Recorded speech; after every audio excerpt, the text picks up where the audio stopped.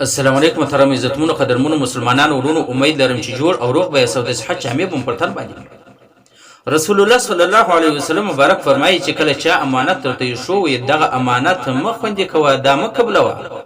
ځکه په دغه کې به ستاسو کمي او پیشي وسي لا ایمان لمن لا امانت له ایمان نسته د هغه چا دپاره چې هغه امانت نشي خوندي کوی یعنې د دا ایمان کمزوری دی ایمان ضعیفه انسان دی حضرت ابوذر غفاري رضی الله تعالی عنہ د نبی کریم صلی الله علیه وسلم بارک په خدمت کې حاضر صلی عرض وکړي ای د الله رسول ماته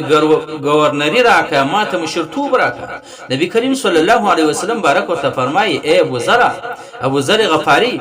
دغه مشرتوب مغواړه دا ډیر ګران کار دی دا به بیا ته سنبال نه کې الله تعالی د دې پوښتنه ستانه کوي از معاذ بن جبل رضی الله عنه ته رسول الله صلی الله علیه وسلم بارک فرمایي چې د چا امانت د ځان سره مجده ځکه په دې کې به خیانت تسوس دغه رقم نه چا سره په کرایه باندې درکړی دی دا یو امانت در کړی دی نن سبا چې کله سرای و چاته ورکې داسې جوړ کړی ته چې واکندواله ده هغه کې غارې جوړ کړي په هغه کې کډي کښلي هغه ویرونه د بجلي ویرونه ورشکولي بورډونه خراب شوي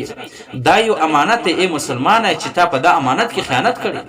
چې چا ور چا پوښتنه وکړي چاته جوړ کړی پلانکي نیک بزرګ سړی راتلی به زموږ سره ذکر اذکار کوله او په مسجد کې بل منځونه سره کوله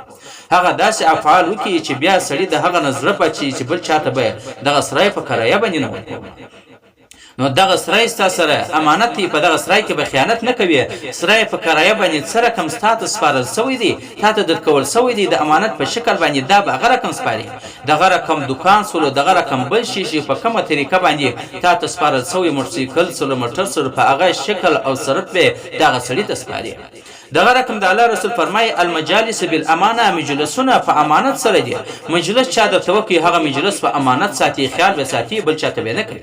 یعنی سړی رالی او ته وایي چې زه د خپل بچی د پاره د پلانکی دور غواړم یا د هغه سره دوستی کوم ای د څنګه کورنۍ د څنګه حساب کتاب دی ته به د هغه ټول حالات بیانې صحیح د شریعت د قواعد په مطابق یعنی د شریعت خلاف خبره به پاغه پښنه کوي چې پاغه زنانه کې هیڅ شي نه هغه کو دندوسه کوري شنی کوري د الله او د رسول د نقش قدم مطابق رواني ته پاغه پښه بد یا د داسې بد کوري د داسې بد زنانه د پلان د بستان ده او د دې بیا ګناه کبیره وکړه د خو دې بیا بوتان پر هغه انسانانو باندې وتاړي د خو دې نور ګناه وکړه یعنی کله یو سړی دی